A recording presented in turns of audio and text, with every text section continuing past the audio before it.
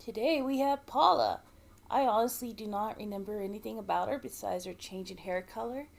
And in her Where Are We Now, she was losing a lot of blood, and Dr. Now's voice cracked when somebody pointed it out, and I laughed over and over again at it. So let's revisit Paula. Alright, here's our starting stats. Paula, age 39 at 533 pounds. Alright, let's check out the house. Looks like we got a double wide here in Jonesboro, Georgia today. Got a cinder block just laying in the driveway. Some pink paint. Nice truck. The garbage has been picked up. And we got double mailboxes. Not too shabby. Looks like we're just going to skip right over the fake waking up and going right into that shower scene. You get that money, Paula. It's not lost on me that I paused her at an awkward moment, but look at her bed. Where does she sleep? Paula's children head out the door and out to school. She has 4 of them that take care of her in the house. One of Paula's daughters, named Savannah, has to put lotion and put her shoes on every morning. That poor child gets a workout every morning.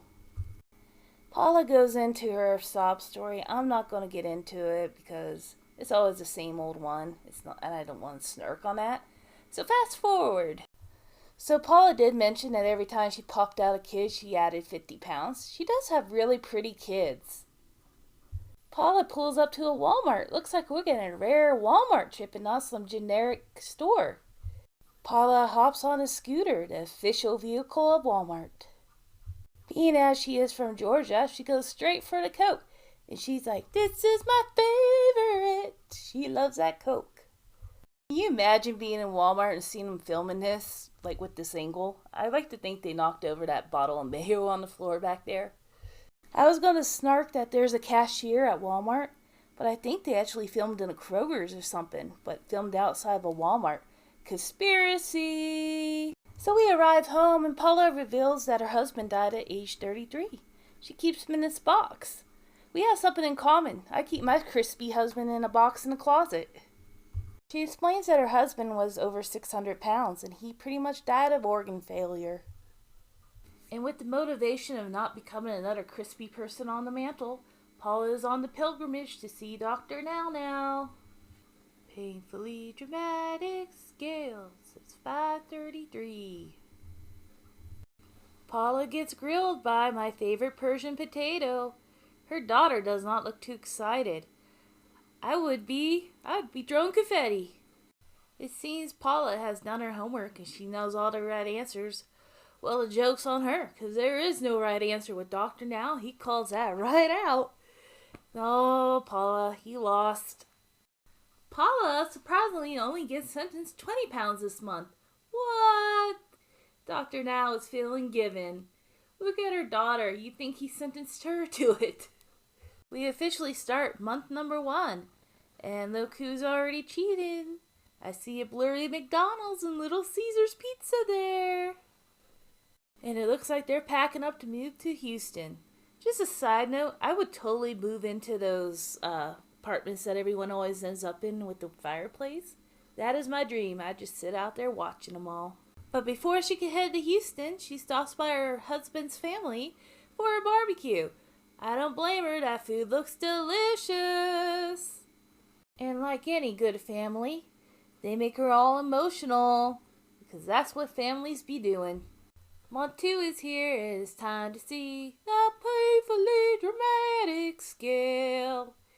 And it says 550. Somebody's gone and gained 17 pounds. Whoa! I'll get into the lecture here in a second, but that little flyer behind Dr. Now's head there, I would totally crash one of those. I think I would do. Let's not make it labor intensive. I'm very curious about that one. Back on track, Paula throws out the water weight and moving to Houston made me eat bad. Granted, they do have Whataburger and that place is delicious. But Dr. Now denies her. Paula reveals her stomach and exposes her secret. She's been hiding a little something from us, a little friend called hernia. Look at Now. He's so excited to get his hands on that hernia. But first he needs her to lose that weight. He puts her on a liquid diet. Damn! And she's got to get that 20 pounds off her. Then he'll give her a 2-for-1.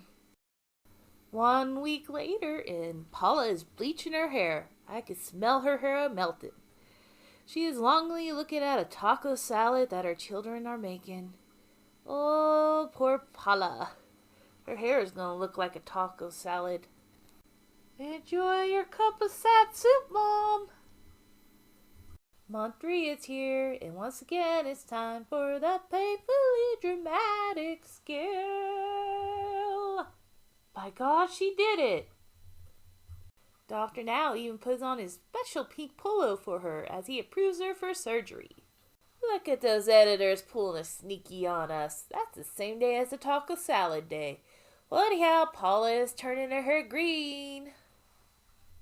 You're a mean one, Mrs. Jones. Actually, Paula seems pretty cool.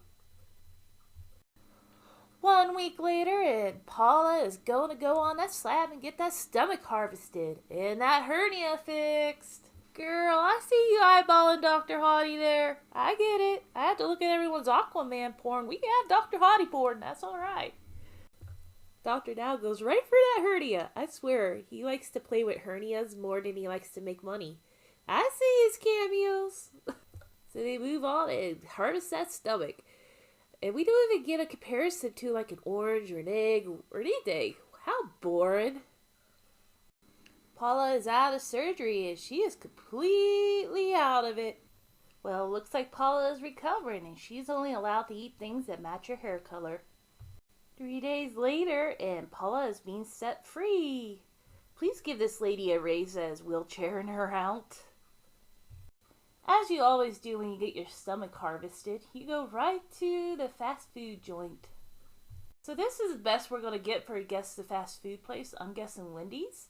And by the way, Paula tricks us. She only gets food for her children. 2 weeks later, and Paula's looking at dirty pictures. Just kidding, she's actually working. I can't believe somebody on the show is actually working. Good for her. Paula explains that she's having a hard time sticking with the diet. So she's cheating with 2 tots and a fish stick, but she wishes she had ranch dressing.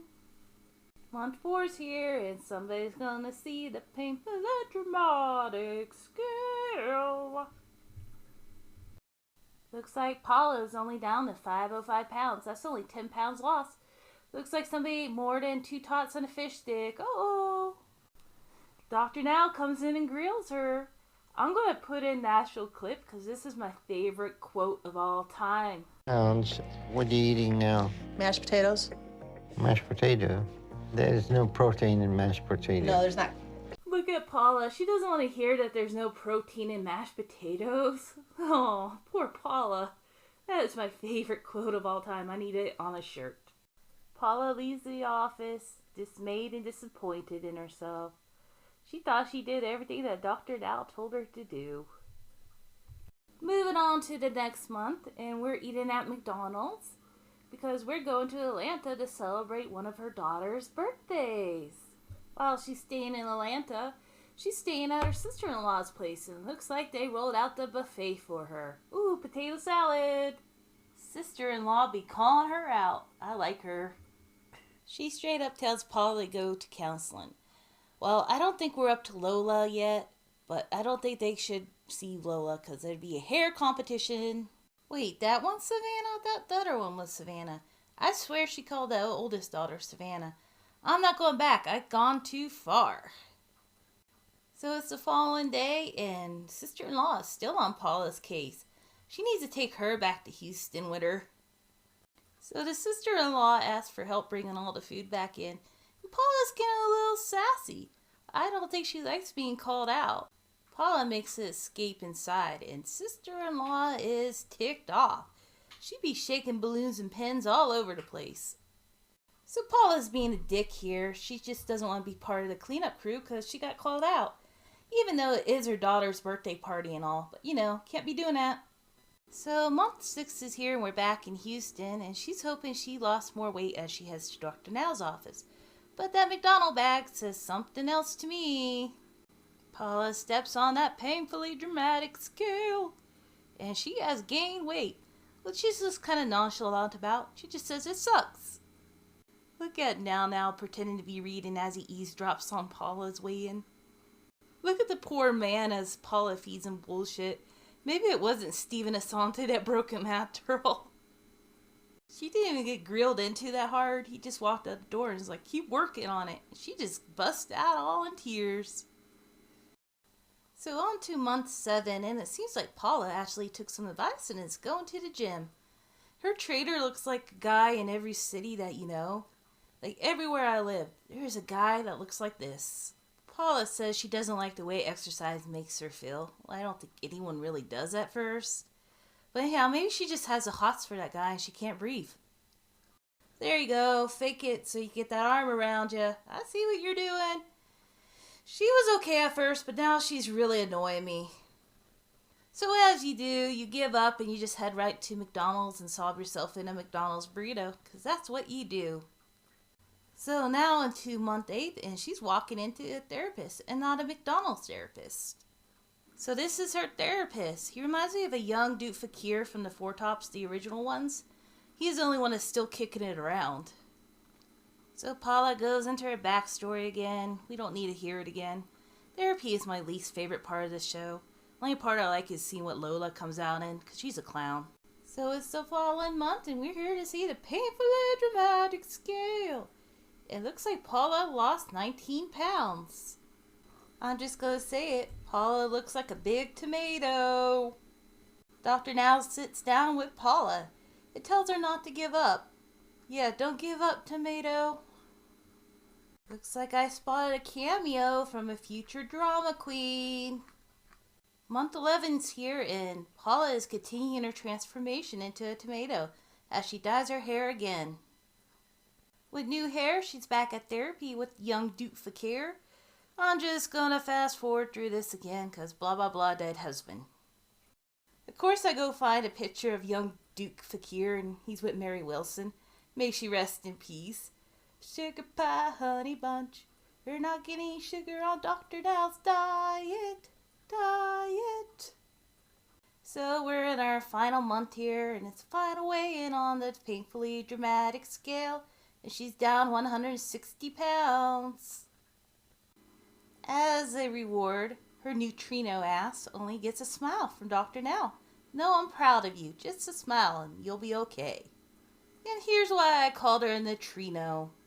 I'm totally getting that vibe with her hair. And there's my turtle hottie, Donatello. He totally can assist Dr. Now. So we end the episode with Paula taking her girls to the gym to see their new daddy. I'm just kidding. I just gave her that love interest to make this episode more interesting.